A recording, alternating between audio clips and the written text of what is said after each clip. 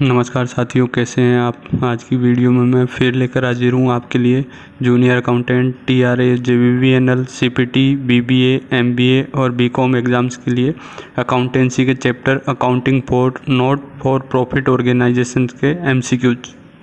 तो क्वेश्चन 25 है, donation received for special purpose is a, मतलब विशेष प्रयोजन के लिए प्राप्त दान है।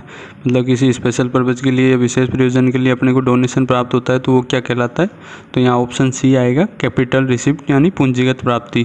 वो ऐसा इसलिए होता है क्योंकि ये स्पेशल काम के लिए ही होता है, ये रेगुलरली नहीं मिलता है अपने को। फिर क्वेश्चन 26 है, subscription fees received but not yet and is considered as, मतलब सदस्यता शुल्क प्राप्त हुआ लेकिन अभी तक अर्जित नहीं किया गया है माना जाता है। मतलब सब्सक्रिप्शन फीस जो है ड्यू नहीं हुई है, अक्रू नहीं हुई है, मतलब अपने को प्राप्त नहीं होनी चाहिए थी लेकिन पहले ही मिल गई अपने को, मतलब एक तरह से एडवांस में मिल गई है, तो अपन इसको क्या कहेंगे। तो ये एडवांस इनकम हो गई एक तरह से। तो ये ऑप्शन ए आएगा, लाइबिलिटी, मतलब ये दायित्व का पार्ट होता है, मतलब दायित्व कहलाएगी कि भाई अपने को ये पहले ही मिल गई है, तो ये बैलेंस शीट में अपने लाइबिलिटी साइड में सोएगी। फिर क्वेश्चन 27 है, subscription fees received during the year was ₹5 lakh, subscription fees outstanding at the end of previous year was ₹20,000 and outstanding at the end of current year was ₹25,000. Subscription fees received in advance for next year was ₹8,000 and received in advance during previous year was ₹7,000.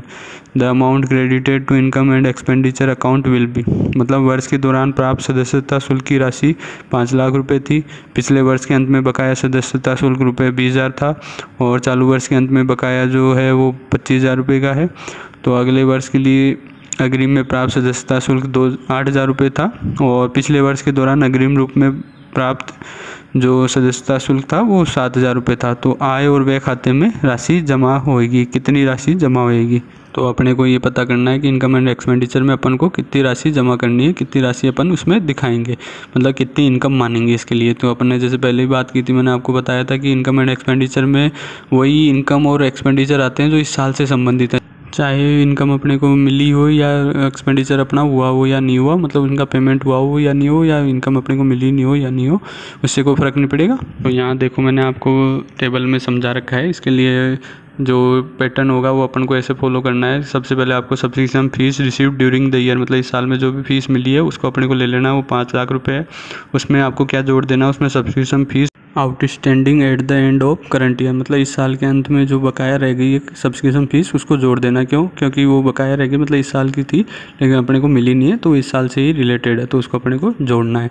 फिर क्या minus करना है, subscription fees outstanding at the end of previous year, मतलब पिछले साल के अंत में जो बकाया थी फीस उसको माइनस कर देना। क्यों? क्योंकि वो पिछले साल बकाया थी तो इस साल मिली होगी, लेकिन ये पिछले साल से संबंधित है तो ये इनकम एंड एक्सपेंडिचर में इस साल नहीं आएगी, तो ये 20,000 रुपये कम कर देने हैं।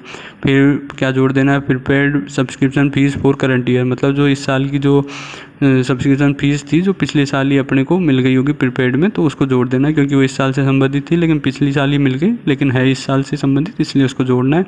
और माइनस क्या करना है, prepaid subscription fees for next year, मतलब अपने अगले साल की जो सब्सक्रिप्शन फीस थी वो पहले ही अपने को मिल गई है, तो अपने को पहले ही मिल गई है लेकिन है अगले साल से संबंधित, इस साल से संबंधित नहीं है, इसलिए इसको कम कर देना है। तो ये 8,000 रुपये कम हो जाएंगे। तो आपकी यहाँ अमाउंट निकल के आ जाएगी जो इनकम एंड एक्सपेंडिचर में आपको शो करनी है, जो इस साल से संबंधित है, मतलब सब्सक्रिप्शन फीस जो इस साल अपने को मिलने चाहिए वो है 5,04,000 रुपये, यानी ऑप्शन ए आएगा। फिर क्वेश्चन 28 है, which of the following is to be recorded in income and expenditure account, मतलब निम्नलिखित में से किसे आय और व्यय खाते में दर्ज किया जाना है, किसे अपन इनकम एंड एक्सपेंडिचर में रिकॉर्ड करेंगे या दिखाएंगे। तो यहाँ ऑप्शन सी आएगा, profit on the sale of a fix assets, मतलब अचल संपत्ति की बिक्री पर लाभ, मतलब फिक्स एसेट्स को अपन जो बेचेंगे तो उस पर कोई भी लाभ या प्रॉफिट होएगा उसको अपन इनकम एंड एक्सपेंडिचर में दिखाते हैं। बाकी ए और बी और डी जो ऑप्शन है ये सारी क्या है, कैपिटल नेचर की ट्रांजैक्शन है, तो इसलिए इसको इनकम एंड एक्सपेंडिचर में अपन शो नहीं करते हैं, क्योंकि इनकम एंड एक्सपेंडिचर में अपन सिर्फ रेवेन्यू नेचर की ही ट्रांजैक्शन शो करते हैं। फिर क्वेश्चन 29 है, receipt and payment account shows, मतलब प्राप्ति और भुगतान खाता दिखाता है, क्या दिखाता है। तो ये ऑप्शन ए आएगा। यहाँ डेबिट बैलेंस मतलब नाम शेष, मतलब इसका डेबिट शेष ही निकलता है हमेशा, क्योंकि एक तरह से ये केस अकाउंट का ही या रूप है। तो जैसे केस अकाउंट का भी बैलेंस डेबिट बैलेंस ही रहता है, तो इसका भी डेबिट बैलेंस रहता है। फिर क्वेश्चन 30 है, out of the following items which is shown in the receipt and payment account, मतलब निम्नलिखित मदों में से जो प्राप्ति और भुगतान खाते में दिखाया जाता है, मतलब कौन सी मद को अपन प्राप्ति और भुगतान खाते में दिखाएंगे। तो यहाँ ऑप्शन डी आएगा, ऑल ऑफ दी मतलब सभी। तो यहाँ ऑप्शन ए है, सब्सक्रिप्शन रिसीव्ड इन एडवांस मतलब सदस्यता शुल्क अग्रिम में प्राप्त हो गया है। लास्ट ईयर सब्सक्रिप्शन रिसीव्ड मतलब पिछले साल का प्राप्त सदस्यता शुल्क, या करंट ईयर सब्सक्रिप्शन रिसीव्ड मतलब वर्तमान वर्ष का प्राप्त सदस्यता शुल्क।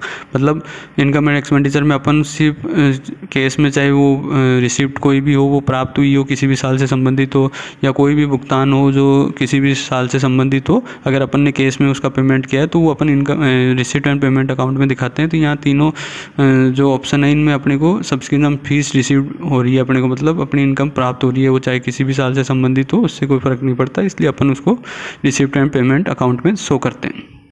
फिर क्वेश्चन 31 है, which should be considered as capital receipt of a not for profit organisation, मतलब निम्नलिखित में से किसी लाभकारी संगठन की पूंजीगत प्राप्ति माना जाएगा, मतलब किसको अपन कैपिटल रिसीप्ट यानी पूंजीगत प्राप्ति मानेंगे लाभकारी संगठनों के लिए। तो यहाँ ऑप्शन डी आएगा, सेल ऑफ फर्नीचर मतलब फर्नीचर की बिक्री। ऐसा क्यों? क्योंकि ये एसेट होती है और एसेट की जो भी बिक्री या जो भी इसका अपन ट्रांजेक्शन करते हैं वो कैपिटल में ही माना जाता है। यहाँ डोनेशन या सेल ऑफ न्यूज़पेपर और सेल ऑफ बार आइटम्स है, ये क्या है, रेगुलर बेसिस के काम है, ये मतलब रूटीन के ही आपकी इनकम है, तो इसलिए इनको अपन इसमें शामिल नहीं करते हैं। फिर क्वेश्चन 32 है, if debit balance of receipt and payment account exceeds the credit side it represents, मतलब यदि प्राप्ति और भुगतान खाते का नाम पक्ष जमा पक्ष से अधिक है तो यह दर्शाता है, मतलब अपनी रिसीट एंड पेमेंट का नाम पक्ष ज़्यादा हो गया है तो ये क्या दिखाएगा। तो यहाँ ऑप्शन सी आएगा, कैश एट बैंक मतलब बैंक में नकदी, मतलब अपने बैंक में रुपए जमा कराए होंगे तो इसकी वजह से रिसीट एंड पेमेंट अकाउंट में अपना नाम पक्ष उससे अधिक हो गया होगा। फिर क्वेश्चन 33 है, life membership fees received by A club is shown in, मतलब एक क्लब द्वारा प्राप्त आजीवन सदस्यता शुल्क दिखाया जाएगा। तो आजीवन सदस्यता शुल्क अपने को मिलता है तो अपन उसको कहाँ दिखाएंगे। तो जैसे अपन ने पहले भी बात की थी, आजीवन सदस्यता शुल्क क्या होता है, ये कैपिटल रिसिप्ट होती है अपने लिए, क्योंकि ये कैपिटल रिसिप्ट है मतलब रिसिप्ट है अपनी एक तरह से, तो ये रिसिप्ट एंड पेमेंट अकाउंट में भी आएगी। और दूसरी अपन ने जैसे पहले बात की थी, ये एक तरह से अपनी लाइबिलिटी भी है कि इसको अपन जब अपना ऑर्गेनाइजेशन ख़त्म होएगा या ये मेंबर छोड़ के जाएगा तो इसको वापस लौटानी होती है, तो ये एक तरह से अपनी लाइबिलिटी भी होती है। तो यहाँ ऑप्शन डी आएगा, बोथ हैं ए एंड बी, मतलब दोनों ए और बी, मतलब बैलेंस शीट और रिसिप्ट एंड पेमेंट खाते हैं दोनों में इसको अपन दिखाते हैं। फिर क्वेश्चन 34 है, income and expenditure account records transaction of, मतलब आय और व्यय खाता लेन देन दर्ज करता है, मतलब कौन से लेन देन दर्ज करता है इनकम एंड एक्सपेंडिचर। तो अपन ने जैसे पहले भी बात की थी, यहाँ ऑप्शन ए आएगा, रेवेन्यू नेचर ओनली, मतलब केवल राजस्व प्रकृति के जो ट्रांजेक्शन होते हैं उन्हीं को ये दर्ज करता है, कैपिटल नेचर वाले ट्रांजेक्शन को ये रिकॉर्ड नहीं करता है। फिर क्वेश्चन 35 है, second hand furniture ₹6,000 was purchase, it was repaired for ₹600 and installed by workman to whom ₹200 was paid as wages, the furniture should be capitalise for, मतलब पुराना फर्नीचर ₹6,000 में खरीदा गया, इसकी मरम्मत पर ₹600 करवाई गई और इसे श्रमिकों द्वारा स्थापित किया गया जिन्हें ₹200 मजदूरी के रूप में भुगतान किया गया। फर्नीचर के लिए पूंजीगत किया जाना चाहिए, मतलब कितनी अमाउंट से अपन उसको पूंजीगत करेंगे या कैपिटलाइज करेंगे, मतलब फर्नीचर अकाउंट कितने रुपए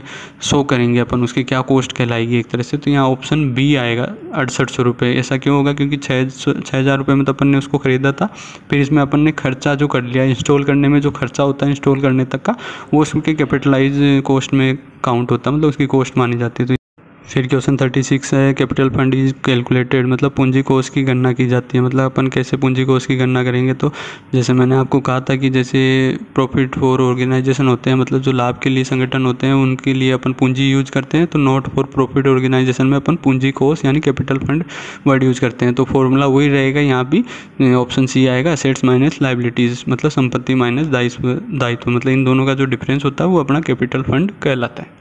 तो साथ ही उम्मीद करता हूँ और वीडियो की तरह ये वीडियो भी आपको पसंद आई होगी। मेरी वीडियो को देखने के लिए धन्यवाद। अगर वीडियो पसंद आई हो तो लाइक अवश्य कीजिएगा। नेक्स्ट वीडियो में मैं फिर लेकर हाजिर होऊंगा आपके लिए और MCQs, तब तक के लिए प्लीज़ वेट कीजिएगा। और मेरे चैनल को सब्सक्राइब नहीं किया तो प्लीज़ चैनल को सब्सक्राइब ज़रूर कीजिएगा। जय हिंद, जय भारत।